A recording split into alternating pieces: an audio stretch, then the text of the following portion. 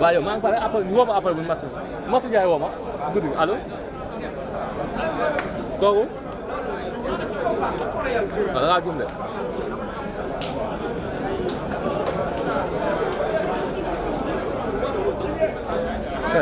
waaw téye ko nii mënut a tegu nii. waaw damay bañ laal kii waaw bu dee duñ ko laal mu wadd. waaw tegal noonu tegal.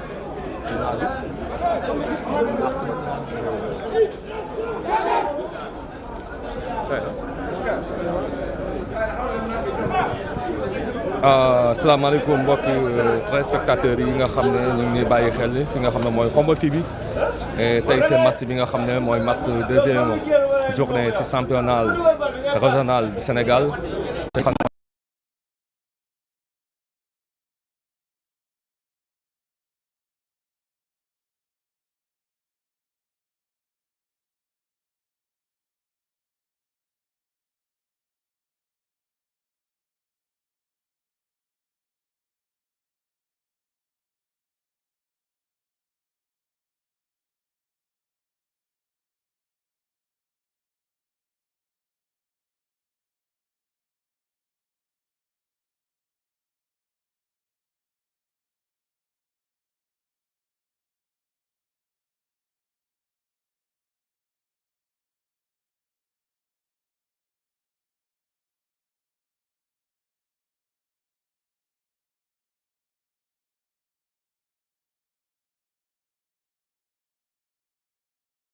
damay dëgg nag mooy li ñu continué woon début bi poser la boule essayer de def Ndiaye Diop jouer dans l'intervalle pour s'en sortir fekk defuñu ko rek di nga da ngay toppaat dañuy teg dégager nga daw toppaat fi vraiment aussi il faut on va rectifier Fallou Ndiaye électricien bu mag bi moom it mu ngi woote gars yëpp dañoo bëgg a dugg waaye abonné leen rek mu gën a neex.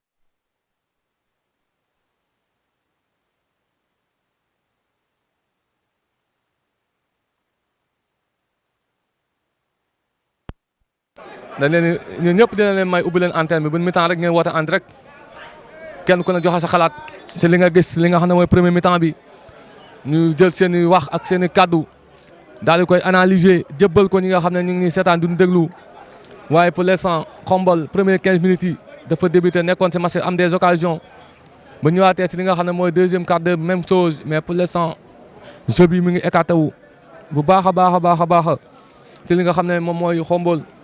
et mën ngeen di woote après bu mi-temps rek kenn ku ne joxe sa xalaat ci li nga xam ne moom mooy 77 245 36 39 77 245 36 39 bu ngeen ñu woowee rek dinañ leen déglu waxtaan ndax seen réaction yi nga xam ne moom ngeen xalaat ci premier mi-temps bi 77 245 36 39 coup franc l'entraîneur mi ngi wax jël leen ci ginnaaw corner directement tiré Khadim 2 temps da koy jàpp Khadim 2 temps.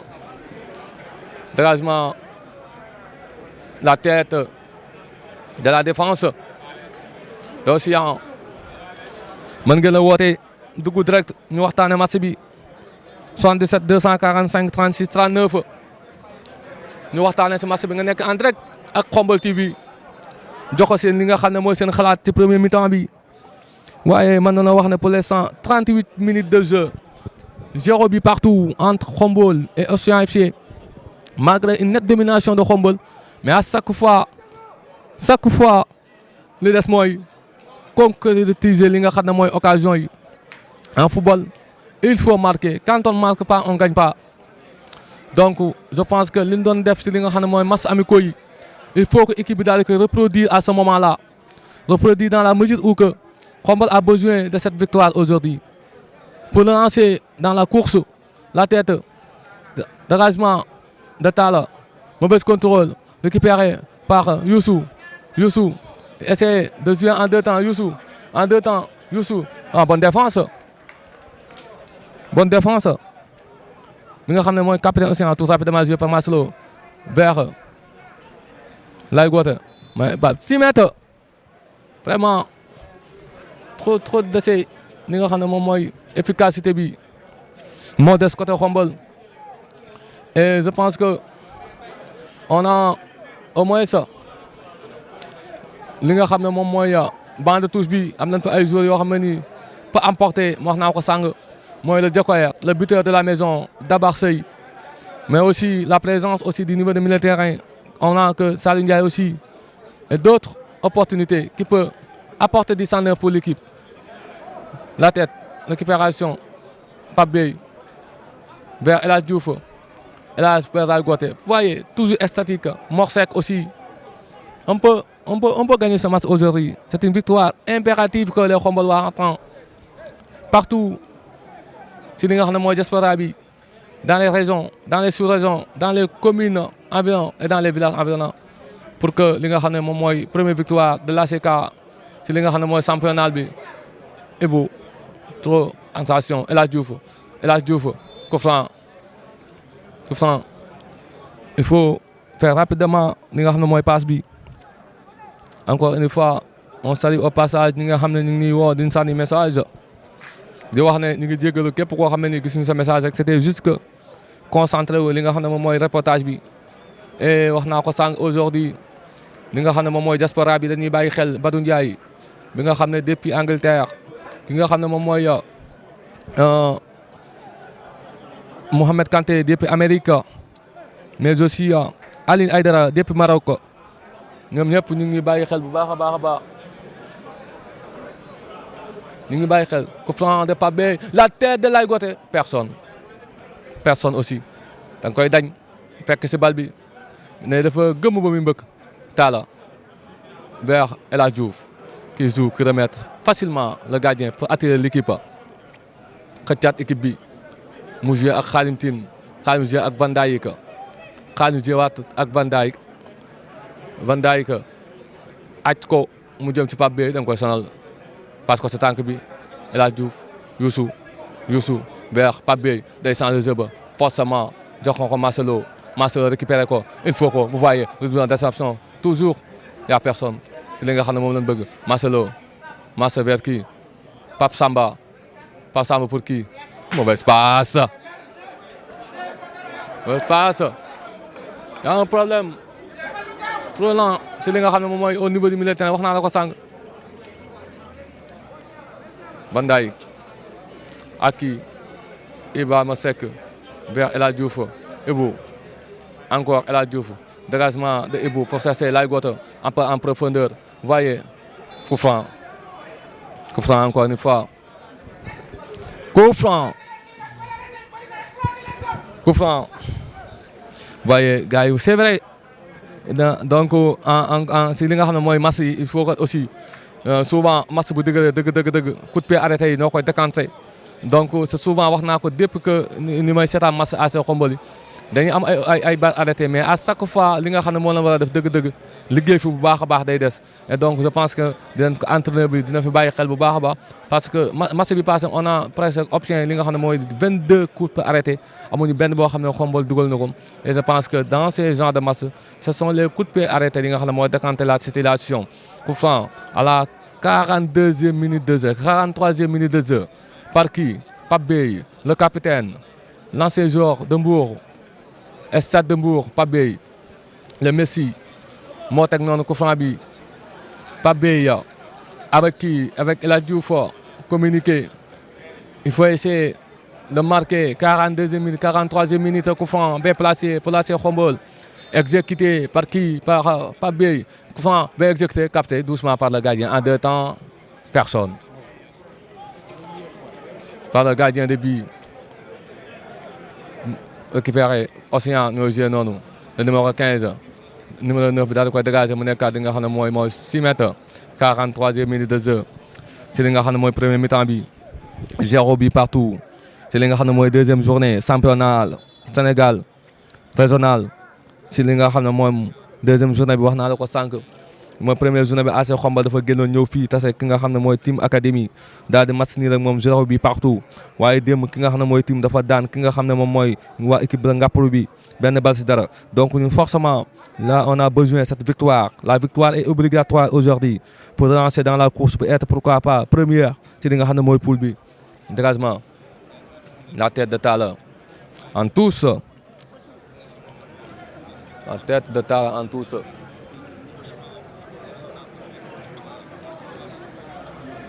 Touche de Talla on mettra encore en touche. mën naa leen fàttali li nga xam ne moom mooy woote bi ngeen woote ñu waxtaanee li nga xam ne mooy match bi bu mi-temps kenn ku ne li nga fi xam ak li nga fi relation bi nga xam ne xam nga ko muy 77 245 36 39 77 245 36 39 boo ñu woowee rek di nga dugg en direct ñu waxtaanee li nga xam ne mooy match bi ak li nga xam ne mooy sa point de vue sa analyse ci li nga xam ne mooy premier mi-temps bi. dafa naa ne tuuti ñu dese bëriwul 45 minutes yi joué nañ ko ba mu jeex 45 minutes yi joué nañ ko ba mu jeex joué nañ ko ba mu jeex man ngeen a woote si numéro bi ma la wax nii 77 245 36 39 ñu waxtaane match bi la tête récupérée par le numéro 11 di Océan FC centre en mouvement attention de ne pas encaisser le but oh là là quel centre Bartra Bessar mu daal di demaat tous ñu teg ci mètre bi 45 minutes de jeu vraiment li ñu def dafa yeex trop lent il faut mettre la pression la percussion la vitesse pour marquer le but bu ñu ko def rek dañuy dormir si li nga xam ne mooy suñu yooyu alors que équipe bi lii moo ko arrangé que il ne produit rien mais attention mu am benn occasion rek ñu Youssoufa dem na ak li nga xam ne moom mooy ak central bi njëkkante ak moom dégagement de la défense quel contrôle de kii Laye Gothé mu daal di koy dégager encore une fois récupération quel contrôle de numéro 11 tout ça mu nekkaat coup franc ñu wax ne si coup franc bi coup franc au départ faute au départ dernier coup franc 46e minute de jeu ci li nga xam ne moom mooy première période bi entre ci nga xam ne mooy Xombol li nga xam ne mooy recevoir tey fi nga xam ne mooy stade Maniang Soumaré ba Thiès ki nga xam ne mooy Océan FC wax naa leen ko sànq si sama biir introduction coup franc bien tiré les joueurs de Océan la tête de la défense de l'ASC Habib bi yëkkati na mbir gi war na ko benn yoon ñaari yoon ne leen dem leen mi-temps ayca kuy woote kooku ma dafa woote pour dugg si net bi waaye nee naa la mi-temps pour les 100 première période 0 but partout entre ces deux formations AC Xombol qui fait une nette domination et qui parvient pas à marquer encore une fois AC Xombol boobu moom moo ma ne li nga xam ne mooy temps fort yi mais toujours li ñu manque mooy marquer des buts encore une fois ayca am na koy woote Seydina Aliou kuy woote kooku kan allo. waaye ñu ngi lay déglu. waaw ñu ngi siyaar. ñu ngi siyaar Aliou. waa lépp jàmm man la Seydina Aliou. Ndioufa la. waaw frère Moussa Marcelo. ok waaw frère Marcelo. waaw dëkk HLM. ok ñu ngi lay siyaar bu baax di la nuyu au passage. waaw macha allah moom booy ñu ngi góorgóorlu quoi. mais c'est juste que coach bi na ñemeloo booy maam numéro 6 bi maam seen numéro 6 dañuy jël si bal yi y a trop de déchets quoi. maam dañuy jël si bal yi ñu ñeme quoi dañuy ñeme. maam football bi fi mu toll nii actuellement. comme foog ñu ñeme quoi. maam da ngay ñeme perte quoi da ngay ñeme jël si ñeme perte ñeme. effectivement defar quoi mais sinon bu fekkee dañ bëgg jouer nii tey jii du am répondant ci kaw quoi. waaw foog ñuy jàpp joxe paasante ñu ñeme ba pare ñu déggoo dama gis ni 2 matchs yëpp maa ngi koy suivre mais dama gis ni ñoom dañoo desee déggoo quoi. ba pare foog ñu ñëwee nañ ñëwee daal jël fi. merci buñ ko defee rek waaw physiquement pare nañ mais foog ñu gën a defaraat tactique bi. merci frère merci ñu ngi lay ziar bu baax Moussa Seydina Aliou. di rafetlu li nga xam ne mooy yàlla bu dogalee dinañ fa ñëw seetaan si sax incha allah. jërëjëf combat bi. jërëjëf merci nee naa la ñu ngi lay ziar bu baax a baax mooy mag Masalo frère Masalo la mi nga xam ne mi ngi def match bu baax a baax pour l'instant dégg nga li mu wax mooy il faut que militaire bi ñemee li nga xam ne mooy attaque bi pour mën a dugal bu ñu ko defut rek bu baax il faut que militaire bi ñemee dëgg attaque bi ñemee attaque bi pour dugal bu ñu ko defut li nga xam ne moom lañ bëgg dëgg duñ ko am merci encore une fois Seydina Aliou mi nga xam ne magi Masalo la nee naa mbokk mën ngeen a woote si li nga xam ne moom mooy numéro bi rek ñu waxtaanee li nga xam ne moom mooy match bi bu ñu ko waxtaanee rek je pense que kenn ku ne da nga fa joxe solution li nga xam ne moom nga gis li nga xam ne moom mooy premier mi-temps bi ba jëm li nga xam ne mooy deuxième mi-temps bi donc damay ñëw rek daal di toog ne bàyyi gars yi ñu waxtaan tuuti moom ma ne di ma xam li nga xam ne moom moo am donc Badou yaa ngi jàmm naa ngi gaañ waaw gis nga gars yi mën ngeen a woote 77 245 36 39 77 245 36 39 77 245 36 39 ñu waxtaan ak yéen ci li nga xam ne moom ngeen gis ci li nga xam ne mooy première période bi ci diggante AC Khombole ak ki nga xam ne mooy Océan FC et c'était 0 but partout ci li nga xam ne moom mooy première période bi je pense que Khombole est en nette domination je salue au passage le maire le jeune maire Serigne Kairé le nouveau marié ayca am na ku ñu waxati kooku allo allo allo ayca kooku kan la allo waaye Khombole TV yaa ngi en direct ñu ngi sant bu baax a baax Touré waaw depuis Diourbel yaa ngi en direct Khombole TV si match Khombole bi si match Khombole bi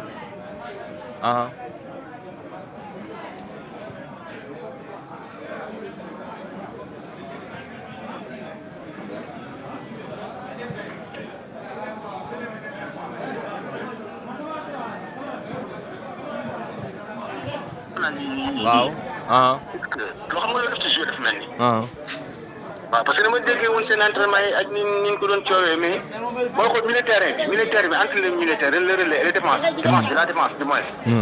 dafay am tuuti problème. waaw parce que boo xoolee dafa mel ni gars yi posé wuñ bal bi jaar jéemuñu ko jaale si militaire bi. toujours da nga xool gars yi bu ñu jëlee bal dañ koy jéggi dañuy franchir moo xam gardien bi ñu remettre gardien bi mu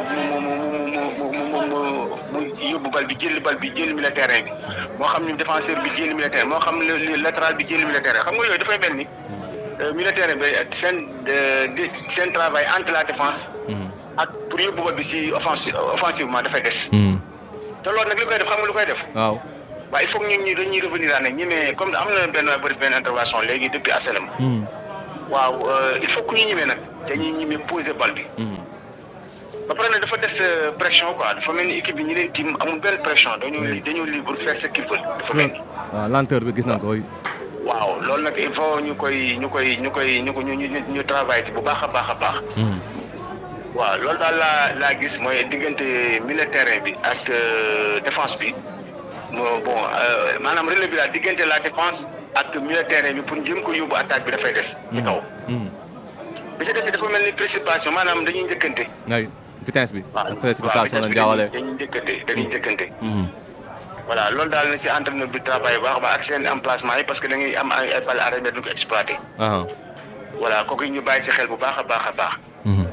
waaw bi si des ñu la prochaine fois ñu bañ a bàyyi jël seen lépp rek focus que si terrain Khombole bi. waaw parce que man ñëw naa fa indi benn ay vétéran Bambey yi ñu ñëw foofu def match amical ak kii mais surtout que ni ma xoolee terrain bi daal ak yeneen par rapport yeneen terrain yi dafay xaw a des. waaw su ko defee ba la prochaine fois moom xaw ma bii mais xas na de saison bi rëcc na mais yeneen yi daal.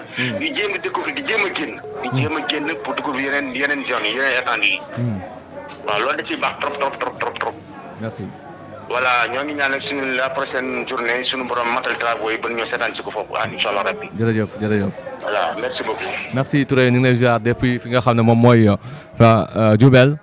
waaw di leen ziar bu baax analyse bi pertinent bi nga xam ne def nga ko si li nga xam ne mooy. ñëw foofu instant pour ñëw seetaan si match bi mais far xam calendrier bi moo mën nag man maa doon wax ak yow léegi.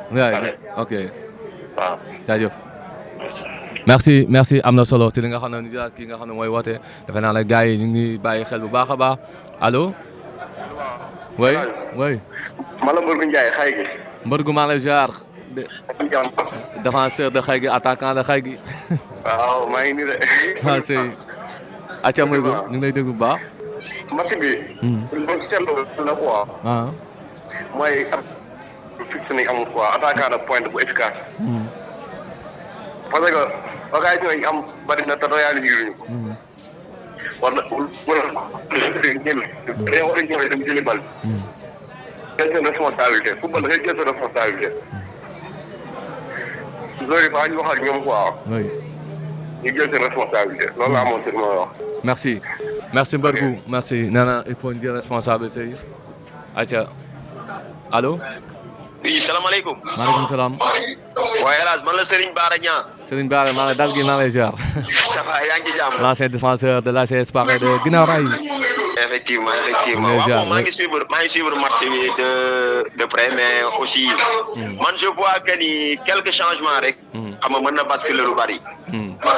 entre ñaar ñi nekk ci flanc gauche bi na génne benn gauche bi. comme ça aussi tamit mu génne beneen piston bi andi. baax nañu au passage. ayca allo. allo. doo sori tuuti rajo bi wala télé bi nga wax ñu dégg la yow la kan. allo oui.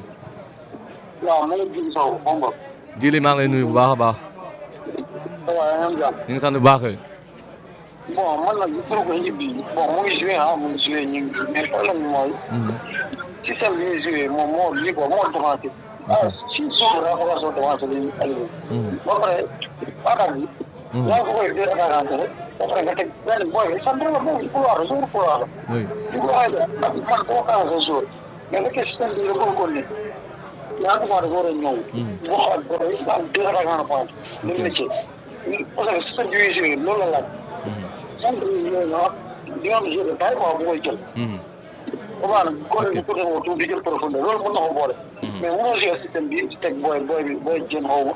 booy rek seewam ak système bi li quoi. ok tey championnat régional amul wàcc. donc amul wàcc quoi donc le fait di défendre xam nga moo loolu quoi même si nga nag bëgguma critiquer ndax ñu ngi soog a commencé championnat bi. mais je trouve que bi dafa téye boppam si amul wàcc avec moi yi gars yi di waruñu nekk di boo xam ne jigéen ñi daal di yi quoi.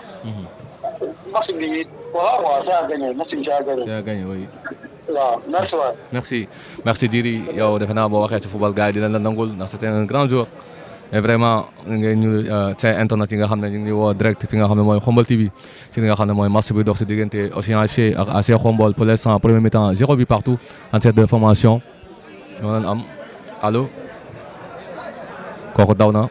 et je pense maa ngi nuyu au passage ñi nga xam ne aussi ñu ngi bàyyi xel ci diaspora bi wax naa ko sànq je reviens encore sur ci li nga xam ne moom mooy geste bi nga xam ne le président de l'AS Manko Djily Ndiaye def na ko ci li nga xam ne mooy regroupement bi nga xam ne jël na ko tey je pense que noonu donc mooy Khombole kenn ku ne li nga xam ne war nga fee mën a bay sa waar nga bay sa waar ginnaaw bi nga xam ne mooy autorités yi administratifs yi def nañu wala autorités locales yi kenn ku ne dugal nga sa loxo ñun li ñu war mooy dugal suñu loxo ci li nga xam ne moom mooy équipe bi wala bàyyi ma jël kii allo allo allo. oui. maa ngi ziar de. maa ngi sant kooku. Ada Fall Khombole rakkaay. Ada na mu. allo waaw. allo oui. kooku la. man la waaw. maa ngi ziar de Khombole Ada Fall. Ada. waaw plateau. acca yaa ngi direct Khombole TV. maa ngi kontaan si livre direct bi. merci ñoo fa réew. waaw ñu ngi lay sant bu baax liggéey bi rafet na. merci. loolu laa wax rek waaw yàlla na yàlla jàppale. merci Ada ñoo fa réew. waaw jaajëf merci jaajëf am contentement bu baax a baax suñu frère boobu Ada. mooy message bi si deuxième mi-temps bi mooy Khombole attaqué ñi nga xam ne mooy équipe bi. par li nga xam ne moom mooy bañ a jaawale li nga xam ne mooy bitan ak précipitation mbokk yi voilà yéen ñëpp ñu ngi leen kontaane bu baax a baax ci li nga xam ne moom mooy ni ngeen def sàng waxtaan ñun ak ñun ci li nga xam ne moom mooy mi-temps bi bàyyi leen gars yi di wax seen xalaat bu baax a baax ñun tamit ñu ngi bàyyi xel bu baax defe naa ne ñu woote ñëpp defe naa ne à part quelques ñoo xam ne ñu ngi biir Khombole ñu fi def ñëpp ñu ngi Dakar ñi nekk Diourbel ñi nekk Tamba ñi nekk Matam woote ci li nga xam ne moom mooy direct bi pour ñu jox leen des images des xibaar yu am solo ak li nga xam ne mooy ànd ak yéen ci match bi pour AS Khombole ngeen mën di nekk bu baax a baax donc l'équipe doit imposer un jeu voilà donc il doit imposer son jeu et oser vraiment kooku tamit moom la wax message de sànni nee na équipe bi c'est vrai dafa war a imposer jeu bi parce que li ñu wan ci li nga xam ne moom mooy comment dire encore match amicaux yi ak lu ñu gis tey si match bi c'est diamétralement opposé il faut refaire les matchs d'amicaux surtout match bi nga xam ne football nañ ko ak Demers li nga xam ne moom la équipe bi wane deuxième mi-temps bu ko wanee tey li nga xam ne moom mooy ok bàyyi ma jël dernier appel bi mu nekk dernier appel bi oui allô oui allô ayca kooku dem na c'était le dernier appel voilà l'attaquant Yannick mi ngi noonu moom tey bokk si li nga xam ne moom mooy tey bokk si li nga xam ne mooy convocation bi mais je pense que ni ma ko waxee lépp rek xombal gépp xaj nañ fi ñu reprendre li nga xam ne mooy deuxième match bi mi ngi waaj a commencé appel yi maa ngi leen nuyu gars yi seen appel yëpp gis naa ko vraiment ñaan yi am na solo maa ngi ko bokk yëpp di nuyu mes frères Malick Camara depuis Guinaray Pape Modignan Gallo Gueye Pape Ndiaga Seck Cheikh Bamba Faye ñoo ngi nga xam ne tas fois si El Hadj Faye mii di wax ak yéen ñoom la yàlla yëkkati jox leen li nga xam ne mooy CDS bi li nga xam ne mooy poste de santé de Guinaray bëgg ngeen ñaanal ñu gunge ñu ànd feeg yéen bu baax a baax di nuyuwaat match bi démarré waat na si li nga xam ne moom mooy AC Khombole ak Océan première passe vers ki nga xam ne moom mooy Laye Gothé capté par le gardien de but de l'AC Océan FC qui fait un long dégagement vers la tête trajectoire vers Ibou Seck Van Dijk qui remet la boule sur li nga xam ne mooy tâche bi la tête des joueurs de Océan qui essaient de récupérer facilement toujours une bonne récupération de Marcelo et commettre une faute côté Khombole nee naa la côté Khombole la commettre li nga xam ne mooy faute bi merci borom café gi jox na ma café gu neex a neex waaw dama koy naan nag continuer reportage bi mënta ñàkk Ibou avec Laye Gothé toujours manque de communication entre les joueurs de Océan FC avec le gardien fait pressing de Ibou Seck récupéré bonne sortie de balle des joueurs de Océan récupération Pape Bey ak kii mauvaise passe de El Hadj Diouf ñu Djili Sow woote na fi ñu ngi koy nuyu au passage moom it defe naa ne moom bu waxee ci football kenn dootu ko weddi Djili Sow mais aussi Serigne Bara Niang aussi ñoom ñëpp ñu ngi leen bàyyi xel képp koo xam ne woote nga rek ban defee mi-temps ba pare ñu ngi lay bàyyi xel bu baax a baax di la wax ne ñu ngi amaat mbégte ak bànneex bokk ak yéen ci li nga xam ne moom mooy match yi ndaxte yéen seen mbégte mooy suñu mbégte ni nga ko bëgg rek dañ koy defee même bu ñu doon soox dinañ ko def pour ñëw pour jox leen li nga xam ne mooy en direct ci li nga xam ne mooy équipe bu Khombole bi récupération de Talla essayer de jouer avec Marcelo toujours cette passe qui n'arrive pas au bon moment. maa ngi nuyu Serigne Kay rek sama xarit bi moom mi nga xam ne dafa takk jawaar ba tey di ma daw waaw gars yi na bàyyil ma rek bu ma wax kenn wax na naa takki maa ngi si yoon wi noppi leen ba ma ëssi na gars yi dañ may coup franc AC Khombole long dégagement de Fallou pour chercher Laye Gothé Laye quoi qu'est-ce qu'il fait vraiment da nga koy ñemee mooy kii wax sàng il faut que ñu oser ñemee li nga xam ne moom lañ bëgg a def dëgg buñ ko defee rek du am sens ma gardien de but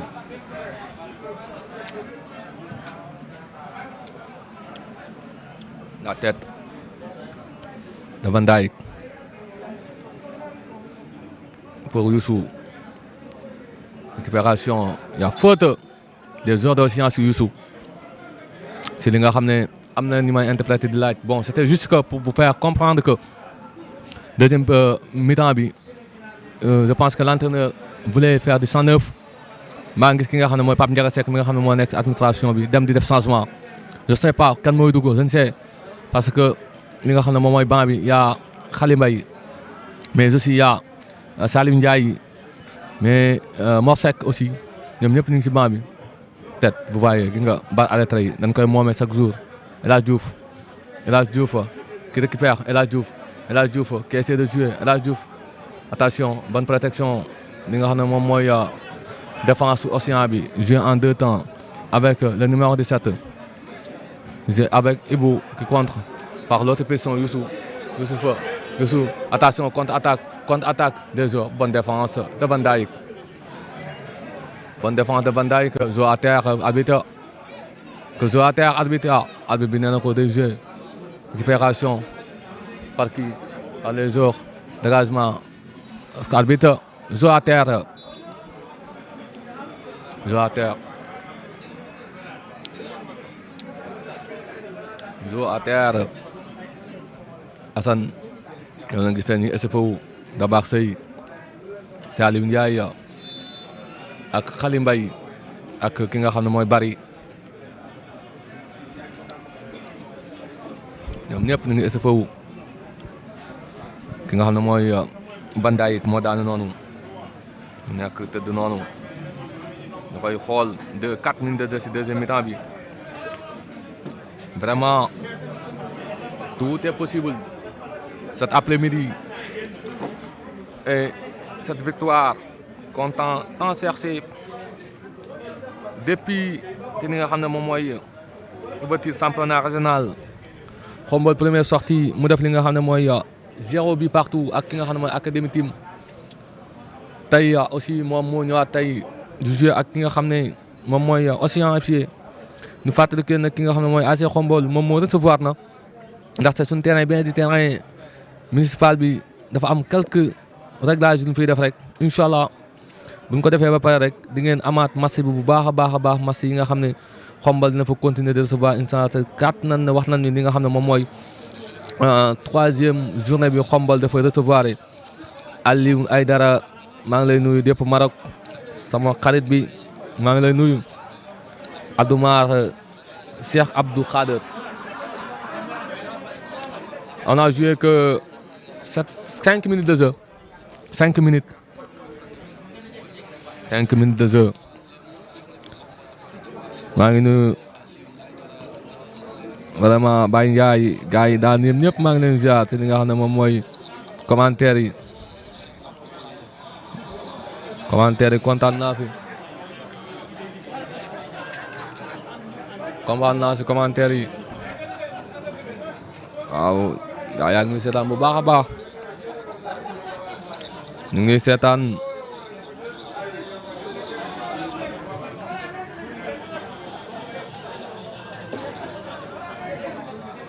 ñu joué noonu dégagement Talla contré par qui? Par la défense de Océan sur une erreur magnifique manifeste de la défense de Océan FC récupéré par Talla encore corner le côté Khombole bat encore coup de pied arrêté exécuté par Pape Beye deuxième poteau la tête de Pape Youssou Pape Samba mbëkk bi baaxut kenn ñëw fa attention ci contre attaque bi avec le numéro 11 l'attaquant bon contrôle suivi par Pape Youssou moo ko suivi non essayer de passer dans l'intervalle qu'elle passe attention contre attaque pour Océan FC ñu temporiser la contré encore toujours pour les joueurs de qui deuxième poteau kenn ñëw fa attention et là Khadim daal na koy génne da doon bii contre son camp la doon dem bii contre son camp la doon jima def mais Khadim Tine avec sa taille génnewaat na bal bi le numéro 11 de Océan un bon joueur qui est en train de nous coûter beaucoup de poussière capté par Khadim il faut jouer rapidement Khadim chercher li nga xam ne moom mooy lay goote voilà jeu rapidement Khadim mais comme ni ko commentateur yi waxee ñoom ñëpp est-ce que duñu jéem a changer système bi jéem a football 4-3-3 mais on va voir en tout cas système boo xam ne nii vraiment pour te dire vrai Khombole doon na fa gis boppam ci li nga xam ne mooy match yi récupération dans l'anti-jeu avec le numéro 10 qui clochette deuxième temps qui fixe El Hadj Diouf passe vers l'intervalle poitrine tir cadré capté première occasion nette en tout cas deuxième mi-temps bi équipe Océan bi ñu ngi koy gis mu ñëwaat si li nga xam ne mooy match bi ñëw goo xam ne nii vraiment dañ fi bàyyi xel bu baax a baax parce que premier mi-temps bi Khombole moo amoon lii Océan di am des occasions nettes ratées en deux temps ñu ngi gisee noonu mu nekkaat tous encore woo na ki nga xam ne mooy Assane mooy daw di ñëw noonu. Changement côté bi nga xam ne mooy côté Océan Sortie du numéro 11. Attention. Sortie du numéro 11 côté Océan. Sortie du numéro 11 côté Océan. Et l'entrée du numéro 17 côté Océan. Et l'entrée du numéro 17. Numéro 11, puis bon, vraiment, pour nous, c'est bon, nous gagnons. Ndaxte moo doon faute causé quelques dégâts. Non, je vais voir côté Océan ñoo génn le numéro 17. waaw Océan ñoo génn le numéro 17.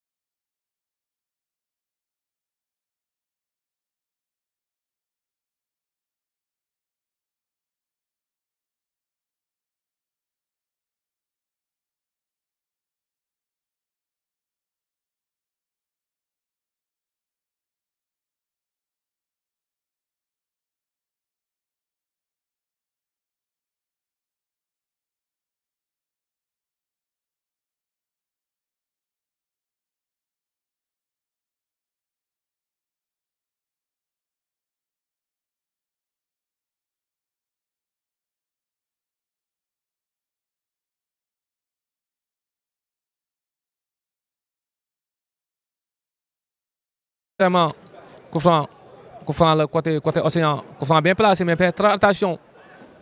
Parce que dominer n'est pas gagné. Dominer n'est pas gagné. Coup franc directement au-dessus de la barre traversée. C'est qui nga xam ne moom mooy Khadim si kanam Khadim Bamba Tine nee naa la sànq nee naa la yàgg naa góor c'est un gardien d'expérience ginnaaw bi mu góor fi nga xam ne moom mooy CNEPS ñu daal di koy présélectionné si li nga xam ne mooy équipe nationale en 2021 et bi ñu ko sélectionné ba pare ki nga xam ne moom mooy Aliou Cissé boole ko si liste 26 yooyu Khadim ànd ak li nga xam ne moom mooy équipe nationale bokk li nga xam ne mooy regroupement après fi ko li nga xam ne moom mooy HLM de Dakar bëggoon tund daal di koy jënd si li nga xam ne mooy nawetaan yi donc moom am na vécu boo xam ne def na ko si li nga xam ne moom mooy football. En tout cas ce que nous remarquons depuis le début c' est que manque d' efficacité bi nga xam ne à chaque fois 2 matchs yi ñu ngi koy gis si li nga xam ne mooy équipe bu xombol bi. En tout cas nee naa la sànq au début bu fekkoon ne dana reproduire li nga xam ne mooy match yi nga xam ne joué nañ ko match amicaux yi parce que dans souvent les matchs amicaux équipe bi da doon marqué des buts mais pourquoi pas dans l' astuce li nga xam ne mooy la défense dans l' astuce bi nga xam ne mooy l' attaque bi ñu daal di koy liggéeyalaat bu baax a baax entre li nga xam ne mooy combinaison bi war a am dëgg dans entre li nga xam ne mooy le milieu terrain ak li nga xam ne mooy attaque bi tout encore faute voyez faute ok Wanan Mor Seck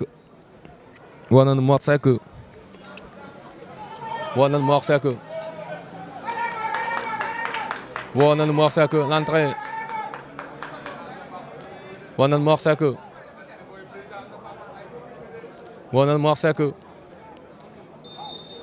Mor Seck pour mu dugg à partir du 109 côté mais moi je suis persuadé attention vous voyez gis nga vous voyez souvent ce sont des erreurs yoo xam ne nii ñoo ko indi suñu bopp ñu daal di dugal ñu et je pense que bal bi attention El Hadj Diouf ka Laye Gothé change le jeu vers kii Dabar toujours récupération de Talla dégagement du numéro 6 de l'AS Océan. Je suis persuadé que ki nga xam ne moom mooy vraiment li nga xam ne moom mooy raté bi sànq bi mu wóotoon nekk yoon. L'entrée de Mor Seck tous rapidement joué vers qui pour Pape B protection pour cette Thiago centre deuxième poteau Talla di nga def non très compliqué. Très compliqué Talla. Très compliqué Talla.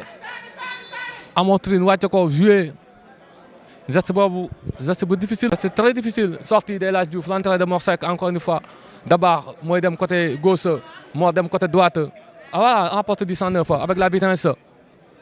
Avec la vitesse.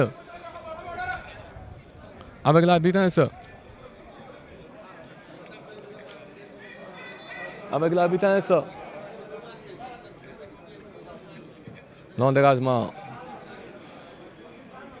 Tête de Marcelo. Récupération de Talla. La tête encore. Khombol met de la pression. Côté gauche. Jouer rek. Ça peut arriver. On veut tous. Pape.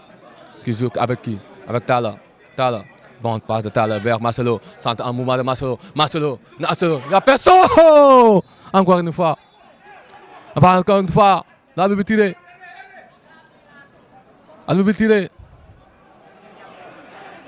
Arbitre bi li mu tiré. Corner côté Khombol. Corner. moo dafa day mbëkk gëmm.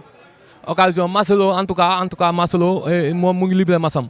Corner Pape wax naa la ngay changé defaat ko fi nga ko doon def premier poteau bi il faut que ñu attention. Joué na ko rapidement. Essayer de jouer. Pape Samba da koy tuus. Il faut que les tailles se montent. Pape Samba. Van Dijk wala taxaw foofu damay mbëkki. Jour de tête nga. Pape Samba. Vers qui? Déviation. Mort. Kilomètre. Attention. Encore une fois. Il n'y a personne. Dégagement du gardien de but rapidement. Vers qui? Récupération. Tous en faveur de l'AS Khombol. Non Habib bi nee na ko moomoo ko. nee na ko Océan ñoo ko moom. En 2 temps aile de pigeon encore dara amu fi ab Samba vers kii Dabakh da koy fixé ko Dabakh encore voilà ça trop de déchets techniques aujourd'hui côté attaque Khombole tout ça de Van Dijk mu daal di koy mbëkk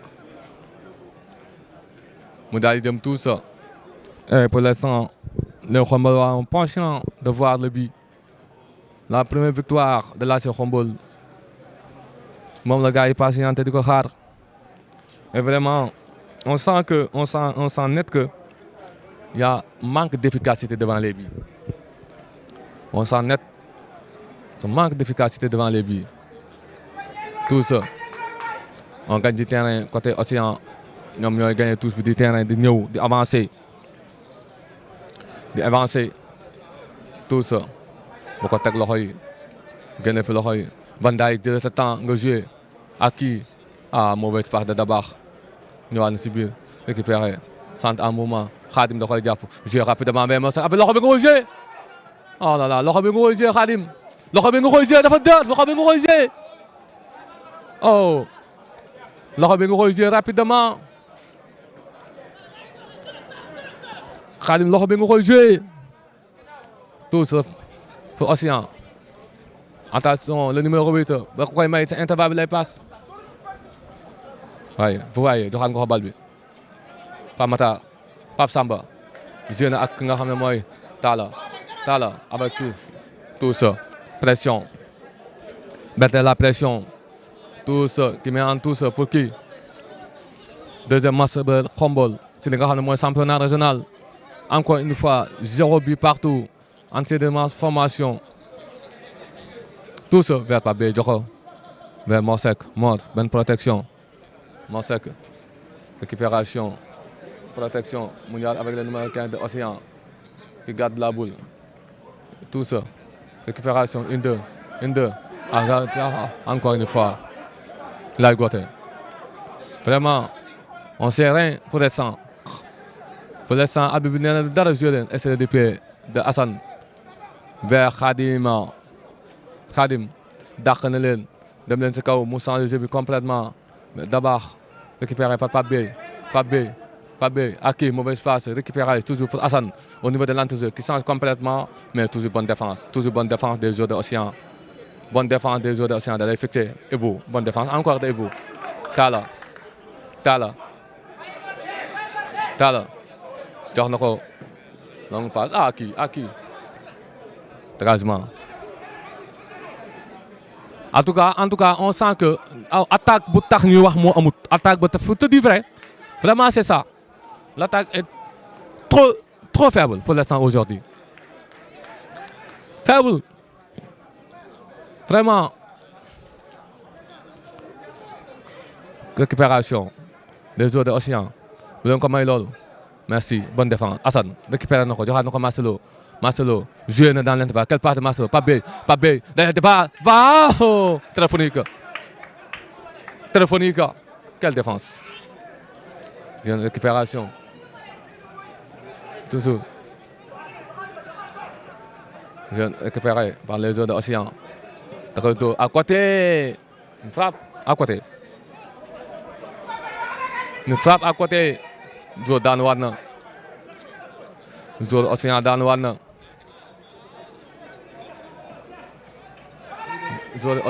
waat na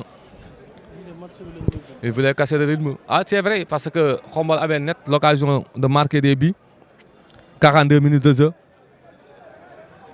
donc quand on est bu ñu dominer da ngay tirer le match mais les occasions ratées c'est ça di def li nga xam ne moom mooy quoi que casser rythme bi nga xam ne Khombole fi la nekk donc souvent je dis moo tax ma ne souvent je dis que en football bu fekkee ne da nga teel a dugal rek di nga libérer li nga xam ne mooy équipe bi nga xam ne dafa ñëw jouer en défensif mais équipe bi nga xam ne dafa ñëw jouer en défensif li match bi gën a dem te dugaloo rek yaa ngi koy may li nga xam ne moom mooy avantage mu gën a tien li nga xam ne moom mooy donc bu demee ba des dernières minutes yi nga xam ne moo des équipe bi day essayer casser le rythme par li nga xam ne mooy ay joueurs am soit ci gardien soit ay joueurs am ñu tëdd parce que bu kase rythme Xombol day delluwaat si li nga xam mooy rythme zéro boobu donc nag lépp nag li ko waral mooy il faut occasion yi nga xam ne am nañ ko te dugaluñ ko donc day indiwaat li nga xam ne moom mooy équipe bi confiance bi mu war a am dëgg-dëgg et je pense que il faut que tamit ñu liggéeyaat fi liggéey boo xam ne ni mooy attaque bi ak ñuy dugal suñu bii premier match bi nga xam ne am nañ ko vous voyez que l'équipe a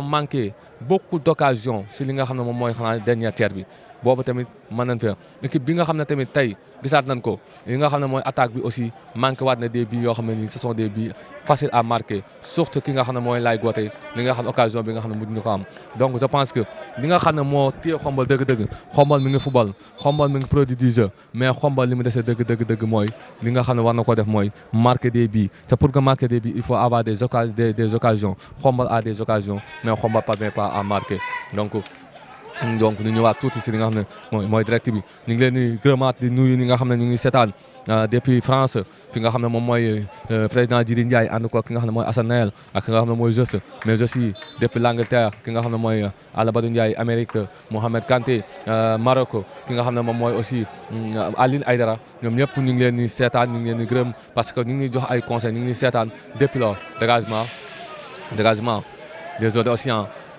presque match bi tout est fi des 2 balles ci terrain bi 2 balles ci terrain bi temps additionnel bi mi ngi koy waaj a yëkkati li nga xam ne moom mooy 5 minutes laa gis 5 minutes laa gis 5 minutes laa gis la bëgg a yëkkati Pape Samba tuus na ko day dem da lay tuus force vers Laye Gothé contré mu ñëwaat abandonné beneen tuus il faut que les géants se montrent dem leen monter pourquoi pas Ebou Assane dem leen monter vous voyez Assane allez monter ci li nga xam ne moom mooy porteur bi 5 minutes de jeu dégagement toujours amaat nañ touche bi toujours touche pour Xombol toujours touche pour Xombol toujours tous pour Xombol dama samba déviation toujours du kenn du ko fay nekk à personne frappe de Mor Seck capté par le gardien amul puissance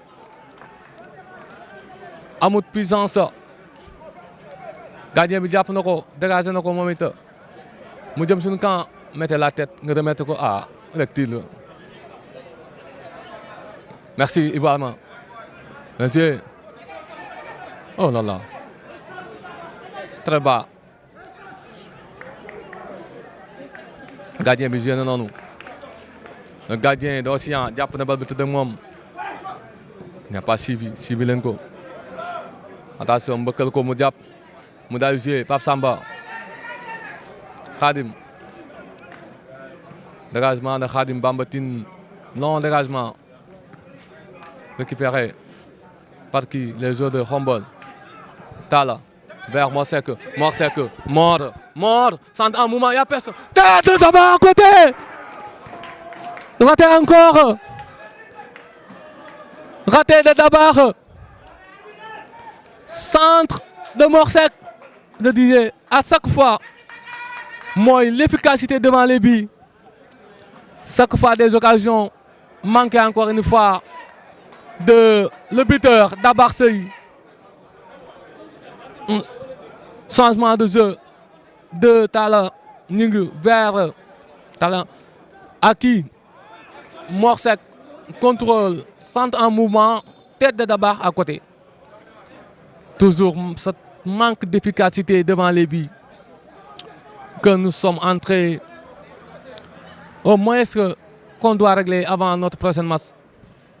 Vraiment, l'équipe a besoin d'un attaquant de métier qui parvient à marquer des buts. Ça n'a pas besoin d'avoir 5 occasions ou 6 occasions pour marquer. Long dégagement, poitrine de Laye Gothé, récupéré par Pape Bey. Projection, dégagement, encore Marcelo qui fait pour chercher Mor Seck. Poitrine, communication entre le gardien et le retard gauche. Dégagement du gardien. Pape Samba, tête. de Pape Samba. Récupération. Ebo, Thiago. Toujours. Bien joué, Pape Samba. Bien joué, bien joué, bien joué. Ah! C'est trop esthétique. Voilà, on tire à notre fin. On tire à notre fin. Vous voyez. Non, c'est ça ce que vous voulez. C'est ça que l'équipe a voulu. Vous voyez que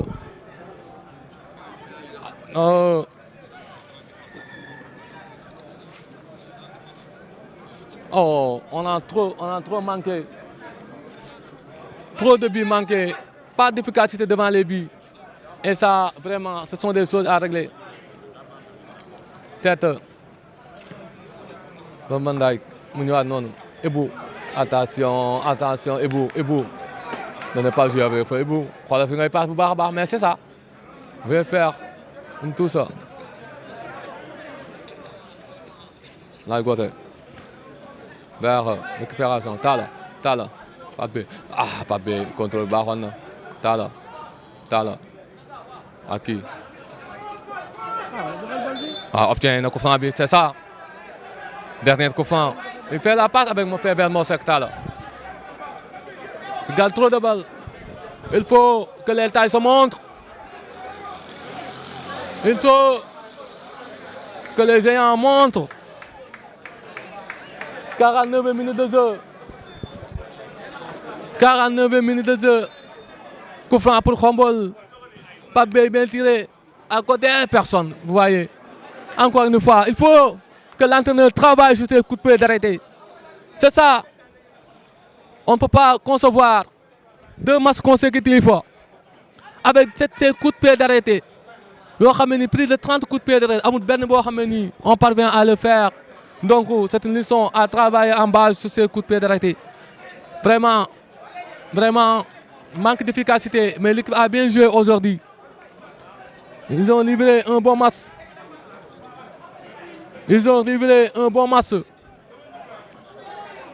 L'équipe a livré, les autres ont livré un bon match. Et en tout cas, vous voyez, ce sont les dieux du foot qui n'êtes pas avec nous aujourd'hui pour marquer des buts. Marquer en football, il faut marquer. Quand on joue, il faut marquer pour libérer la défense, pour libérer les supporters qui sont présents et qui ne sont pas présents devant leurs écrans pour supporter à ces Khombole. Mais à chaque fois, vous voyez que deuxième match, on ligne de premier match avec domination, bout à bout, sans marquer. Qu'est-ce qu'on va faire?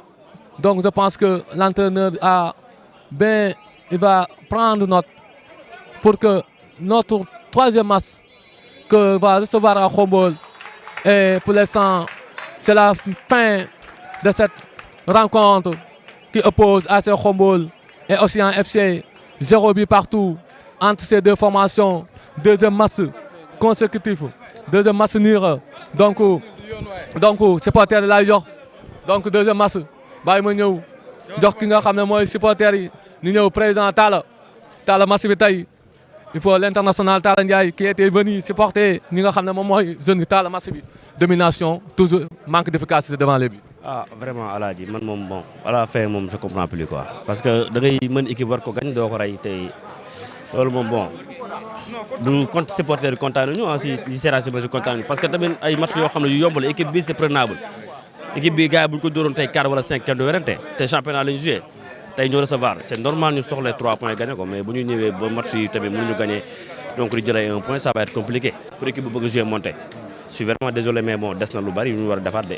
Très compliqué comme ni ko Talla waxee mais gars yi ñu ngi xaar sa retour pour nga ñëw def parce que li nga gis ni ñoom vraiment il faut que nga def sa retour pour que ñu am li nga xam ne moom mooy attaque bu ñu soxla. ah mais yàlla baax na parce que ñu ngi seetaan match yi gis nañ ne am na lu ñu manqué dinañ jéem a xool daal lu ñuy def incha allah rabbi ba mercato bi jéem a xool lu ñuy ñëwee ak indiwaal ay yeneen nit ñu mën ci jàpp parce que li ñu gis nii moom vraiment buñ ci dolliwul jéem a changer le plus rapidement possible je pense pas que dina yomb quoi. merci ñu ñëw fi nga xam ne moom mooy Serigne tey match bi gis nga ni mu demee toujours match nul mais ni ma ko waxee rek analyse bi nan la ak gis-gis bi. bon man li ma si jàngat mooy tey doon nañ jouer benn système boo xam ne même au niveau international da ngay gis di ko gars yi ñu muy piston mais piston boo footballee premier mi-temps ñaar ñi jouer piston bi bu ñu ñëwaatee deuxième mi-temps balaa ñoo nekk si match bi dañuy raw kon tey gisoon nañ tey deuxième mi-temps bi changement ki nga xam ni mooy ki nga xam ne mooy sëñ Saliou nekk si benn excentré bi ki nga xam ne moom mooy Mor Seck ñii mais aussi milieu terrain bi jot na tamit ñu xoolaat ni ko organiser parce que ku mel ne tey ki nga xam ne mooy Talla tey war nañ koo génne daal di dugal Khalil Mbaye daal di reculer ki nga xam ne mooy Pape Beye ñu avant mais nag dafa fekk ne rek tey suñu chance nekku si rek mais xam naa yoon yi di ñëw si suñu chance dina si ne je vous remercie. merci Serigne donc Badou bon yow bon dootuñu wax Badou tey match bi gis nga seetaan nga bu tàbbu waaw bon match bi bon pause na parce que gars yi joxe nañ au fond peut-être kaw gi moo xaw a des rek dugal bi ak équipe bi joxe li mu war a joxe waaw mais xam naa bu ñu gënee yokk liggéey bi rek incha allah affaire dina ñëw incha allah bañ a décourager rek. aca baax na ma ñëw aca supporter yi ma piston yi nii Zé lan war a arrêté. kat waaw yooyu dama kër. question de piston rek instant équipe bi nii mu ngi football bloc bu baax lay footballee amul benn fay ñu ngi teg bal bi ñu ngi joué mais question de pointe la. attaque kak. lan nga ban gis. déedéet man no xaw ma dara sama di nga ko xam tey nag bu waaye waa xomal gépp teew nañ tey ci fàtte li nga xam ne mooy équipe bi nambu dina ko xam tey Modou Ndiaye Modou capitaine Modou analyse bi nga def tey match bi lan bon match bi daal c'est un match vraiment qu'on pouvait gagner quoi c'est un match qu'on pouvait gagner mais vu les deux matchs ñaari matchs yi ñu jot a joué man li ma gis dañoo manqué d'efficacité quoi ñu ngi créé occasion bon dans l'ensemble je peux dire que c'est bon quoi dans l'ensemble mais ça reste encore du travail à faire parce que suñ finition yi war nañ ko xoolaat ni ñuy aborder match yi day baax mais après au fil du temps dañuy pertaat suñu kii quoi suñu rythme de jeu man daal loolu laa gis quoi. waaw tey déplacé mu ñëw. waaw déplacé waaw xam nga rek manque d'efficacité mooy suñu problème wax dëgg si yàlla loolu moo nekk suñu problème fu mu nekk nii quoi donc loolu il faut que coach bi travailler si et puis booy itam ñu ànd ak seen xel quoi ci li ñuy def. waaw ànd ak sérénité quoi parce que football tam aussi itam day laaj loolu quoi wax dëgg si yàlla mais bon li ma gis baax na quoi waaw ça incha allah.